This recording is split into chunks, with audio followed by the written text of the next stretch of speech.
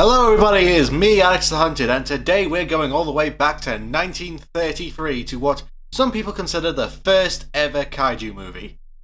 Well, technically, actually, if you wanted to see the first ever kaiju movie, it would be 1925's Lost World, but that can be debated. But anyway, we are going to be reviewing just a kaiju movie today. We are going to be reviewing what is arguably one of the greatest movies ever made and one of the hallmarks of cinema. Yes, today we are looking back at the original King Kong.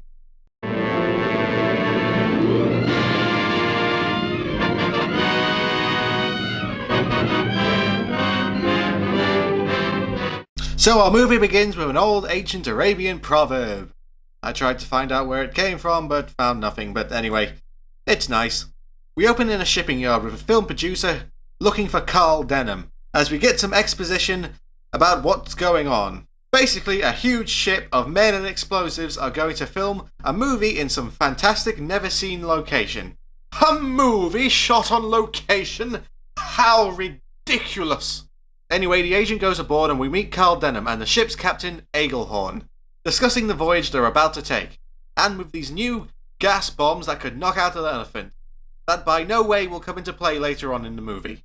However, the agent comes to tell them that no actress wants to be in this movie because Carl has a bit of a reputation, and Carl just can't wait because if the insurers find out about what they're basically shipping, there is no way they would insure this movie, and basically that would just stop it dead in its tracks right there and then. So the boat has to leave tonight. Everybody knows you're square, Denham, but you've got a reputation for recklessness that can't be glossed over. And then you're so secretive. You said it. And even the skipper and the mate don't know. Well, I said my line. I'll be going over here now. I've got a conscience, Denham. So Carl goes off looking for a woman, someone, anyone. He even goes to homeless shelters to find someone, where some of the women are even looking directly into the camera. However, while walking around, he saves a girl who's being accused of stealing an apple. And thank God this isn't Aladdin. Do you know nothing or stealing? Anyway, the woman he saves is Anne Darrow, played by Fay Ray. And with that, Carl starts talking Anne into joining this voyage and the film. And well, Anne thinks Carl's, well, after something else. No, wait. I don't understand. You must tell me. I do want the job so, but I can't. Oh, I see. No, you've got me wrong. This is strictly business. Kind of shows the time that this movie was made, doesn't it? I mean, a man goes off to a woman offering a job, and her first inclination is, oh, it must be prostitution then. Denham reassures her that's not what he's hiring her for, and she joins, but she'll be the only female on the ship for weeks, and will be constantly surrounded by seamen. And this is where Anne meets her love interest, Jack Driscoll, who is second in command of the ship. And well, they really hit it off in their relationship when they first meet. By that I mean, he hits her, and he doesn't even say sorry about it. I gotta say, some of the lines in this movie are, well, they haven't aged very well. Oh, you're all right, but women just can't help being a bother. Made that way, I guess. So then they set off on their voyage, and this is where we get another really dated part of the movie. This Chinese stereotype. And he has no point to the movie. He's actually in the 2005 remake, and he has a bigger role, but in this, he is literally a comic stereotype. He was literally only in about 3 scenes, and is never seen again. He doesn't even go on the island. It really dates the movie, but it can be forgiven because this is a movie that's a product of its time, but you gotta say, some of these lines, oh boy. Also, there's a monkey. It's only in this scene for basically ironic foreshadowing. Also, we're nearly 20 minutes into this movie and we're nowhere near meeting Kong, and really, you would say this movie is kind of slow to start, but it really kind of builds the atmosphere. Every single scene of this movie feels needed. There are no scenes where you feel like this just could be completely cut to save time, but every scene feels like it's either to build character or set the atmosphere, and I kind of really like that. There's no real filler. I mean, apart from spending an hour on the boat like the 2005 remake did. So Captain Eaglehorn is kind of getting tired of Denham's secrecy about where they're going and demands he tells him where they're going. And he does, telling them that they're going to a remote, uncharted island in the middle of nowhere called Skull Island. They should make a movie about that. And they're there to see if they can film a movie about the island's legend, a monster called Kong. Did you ever hear of Kong? Why, yes. Some native superstition, isn't it? A god or a spirit or something. You could say he was king. So Anne and Denham shoot some scenes for the movie, and even though Anne's never acted before, she seems to be really good at it. I mean, even if you can never act once and have any training in your life, you can just do it off the get-go. Everyone can just act. You know, it doesn't take any kind of training at all. Hell, you can literally just pick people off the street and give them a starring role in your movie. Across your eyes and scream, man. Scream for your life. Hold me. So after nearly beaching the ship, they find Skull Island and all its matte painting glory. So they boat ashore to get a look at the island, and they come across the island's natives, and yeah, well, that's a tad bit really racist, but again, a product of its time. So the tribe is getting a girl ready to be Kong's bride, and can't you just tell she is thrilled to be doing this? Anyway, Carl tries to film the ritual, not really doing a very good job of hiding because he basically stands in the middle of nowhere with no cover or anything like that, so of course they immediately see him. Engelhorn can somehow talk to the tribe leader because shut up he can. But the tribe are pissed, saying that they've ruined Kong's bride and want Anne instead, and they're offering 6 women for her, because women are just objects to be traded apparently. The tribe leader also seems to have tubers on his feet.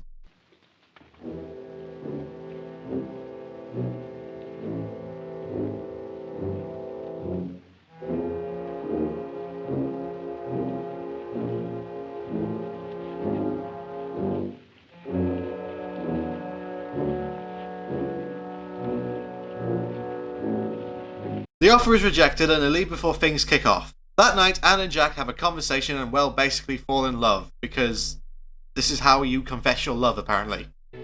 Say,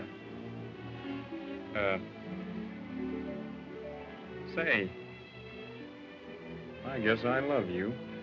Stuff like this is kind of funny looking back. I mean, there are worse movies that do this. There are way more sexist and racist movies, especially from this time of movies. And Anne is a good character, but she is a typical female character from this time period. All she is there for is to scream and hold on to a man. That's all she needs, is a man to hug her and love her and tell her everything, because she's a woman and she needs everything explaining. You know, product of its time. Anyway, they kiss and all that stuff, and Anne then gets kidnapped by the tribe, who sneak aboard the ship. Anne's disappearance is soon spotted and the entire ship's crew give chase. So Anne is kidnapped to be Kong's bride, and good God, look at this set. It's amazing. Just look at all the work and detail they put into this. And everything is real. If this was done nowadays, it would all be CGI. In fact, that's exactly what it was. When it was remade in 2005, it was all CGI, but just look at all this care and work and just scale that went into this. It's all real and all made by hand. It's just amazing. All the extras are real. Everything on screen is real. Even nowadays they don't really work as hard as this on movies. And the camera work when they open the gate is just so foreboding and fills you with such tension and dread. Yes, it is a bit shaky. I mean, again, 1933, the technology hasn't been perfected yet.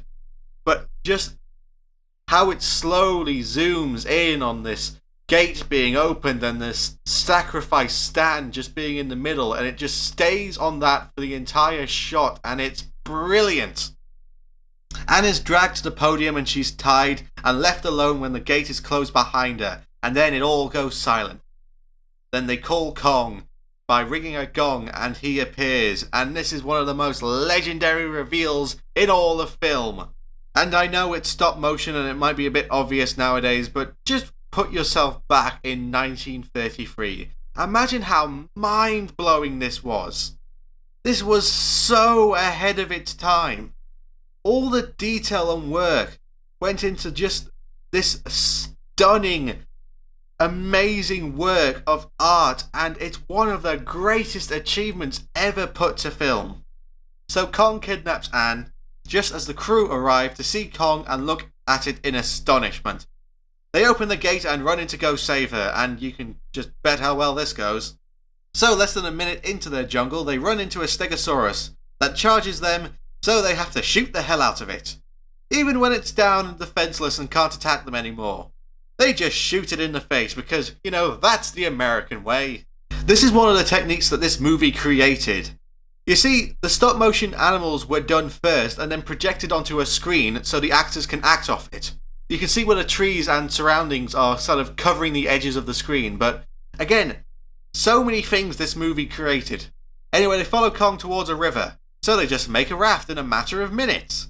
Yeah, I guess, they just ran into this jungle having no expectation what they'll be running into, and they only brought their guns, so of course they're able to do this. They have all the tools to make a raft. Soon they're attacked by another dinosaur who capsizes the raft and chases after them, killing a load of them as they all run away. One guy climbs up a tree, which is really stupid because, you're hiding from a dinosaur that's way bigger than you, and you're climbing up a tree where it is very easily able to bite at you and get at you, and of course, he dies in a matter of minutes because that was a very stupid idea.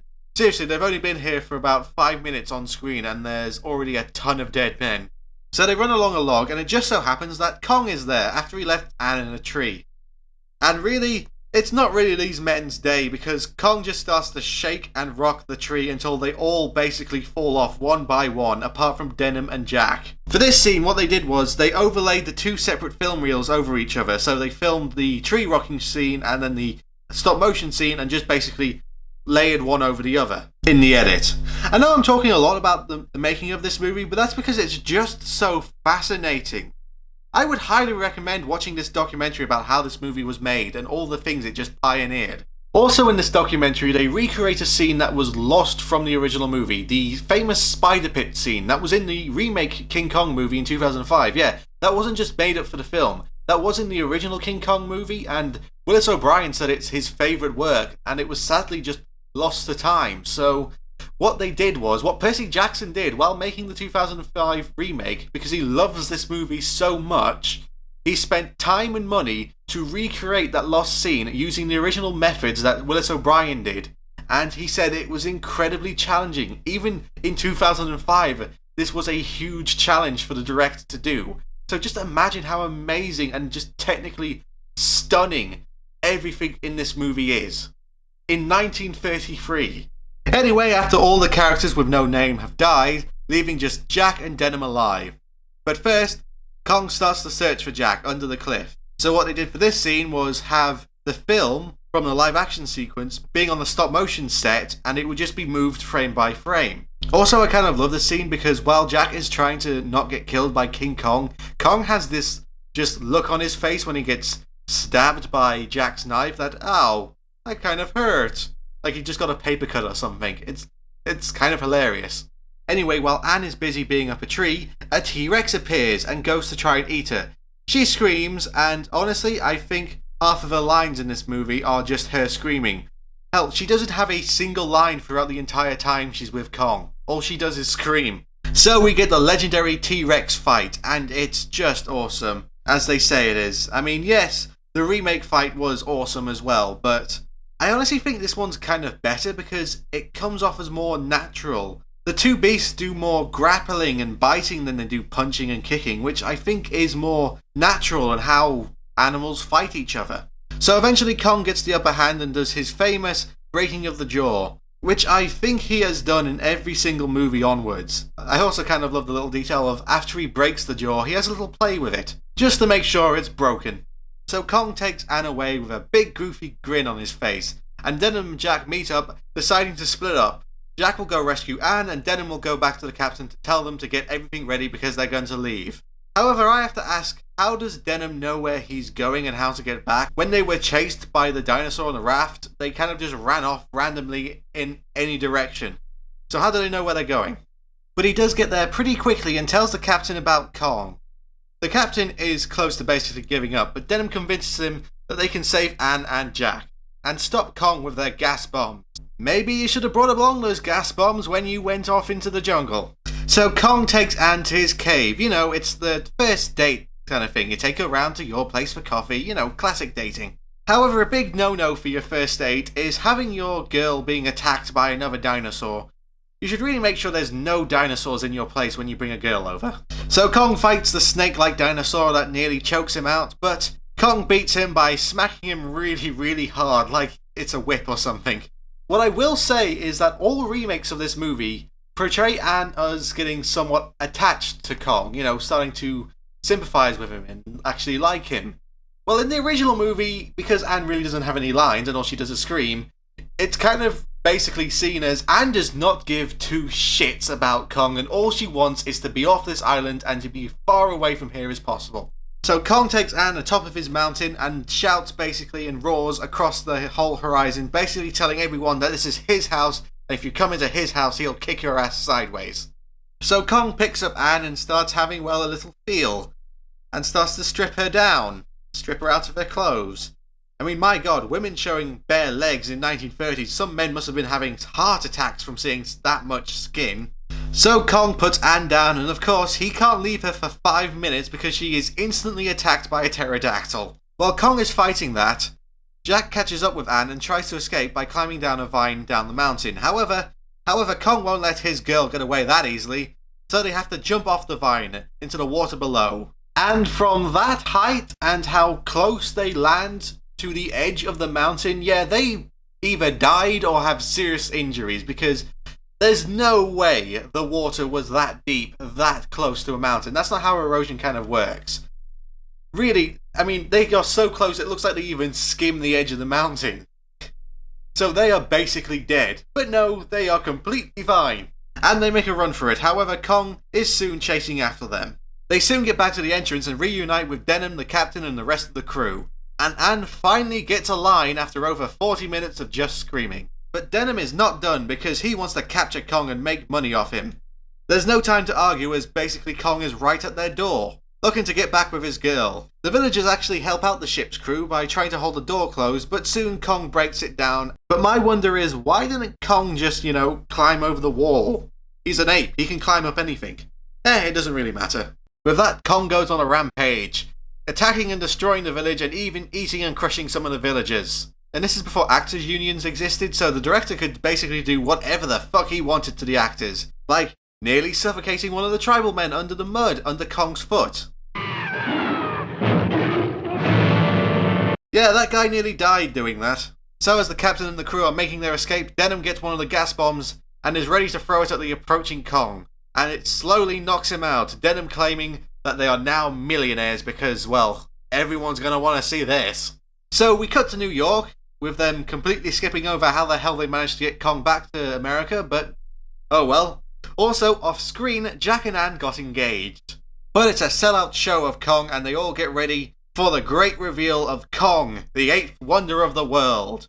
But here's the question, and The Simpsons actually riff this. What is the show all about? I mean, literally, Kong is just chained up there. And then what? What kind of show you got for us? With it.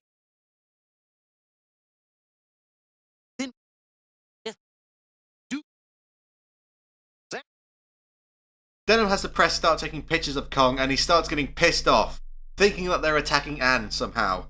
And he gets so angry he breaks out of the cuffs and goes on a rampage looking for his girl. The people just start crashing and flaying around, not really having anything to do with Kong. He doesn't do with all this, they just, humans are idiots. But oh well. However, the people he does kill and eat, Kong, you shouldn't really do that, bud. You'll just get shot for that. Also, Kong's a bit of a peeping Tom because he peers into women's windows and he sees a woman sleeping, thinking it's Anne, and he just basically takes her out of the building, and when he finds out it's not Anne, he drops her to her death. What a nice fella. But then Kong does find Anne in another room. Anne, again, is not really giving a shit about Kong, saying it's all a horrible dream. And Jack says that they're safe, but Jack didn't really think this through because if he wants Anne to be safe, he wouldn't put her in a room full of windows so that Kong could easily reach in and grab her. But oh well, Jack tries to fight him off with a chair. And it goes about as well as you expect. Anne goes back to her usual line of just screaming, and Kong takes her on a tour of the city, Kong running into the trains and doing what Godzilla would do 20 years later in just basically destroying the train and killing a bunch of people on the train because, monsters really like destroying trains. After that, we get one of the classic scenes in all of film, as Kong climbs up the Empire State Building because it's the highest thing in the city, and Kong climbs up it to basically do what he did on Skull Island and climb up the tallest thing to shout upon it and say, this is his territory, and whoever gets on his territory and tries to attack him is gonna get killed. But this time Kong won't be so lucky as the military send out their planes to shoot him down. Kong puts up a good fight, but, you know, the writing's on the wall and it's only a matter of time because he slowly gets basically riddled with bullets and the blood loss and, well, he slowly starts to die. Fun fact, the director cameos in this scene, being the fighter pilot who kills Kong, something Peter Jackson also did in the remake. And with one last look at his girl, Kong falls off the Empire State Building just as Jack gets up there to save her. The people look upon the dead body of Kong as this basically is the metaphor for the entire movie of humanity's greed. They took something that was completely fine in its native habitat and just basically ruined it. Just all because of human greed. It's a basic tale of leave nature the fuck alone. And, well, we have Denham saying the classic last line of this movie. Oh, no. It wasn't the airplanes. It was beauty killed the beast. Beauty killed the beast.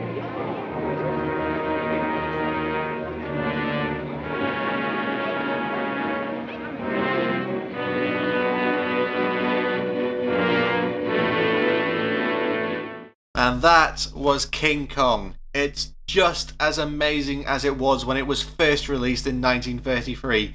There is no denying this is just an amazing picture, an amazing film. Yes, there are parts of it that are basically a product of its time, but they can be forgiven because there's not that many of them. And again, yeah, product of its time, you can forgive that. Because this movie is just such an amazing achievement of filmmaking. All the work and effort that went into it, all the time, all the filming techniques that this movie created. It's just stunning. I would highly recommend this movie to everyone who is watching. This is one of the most influential movies ever made and kicked off the whole special effects movie genre. It really is that good. I would recommend everyone watching it. It's not just one of the greatest achievements ever put to film. It's not just one of the greatest kaiju films ever made. It's one of the best movies ever made. It's that good. And with that out of the way, let's head back to the wheel and I will see you guys next time when I review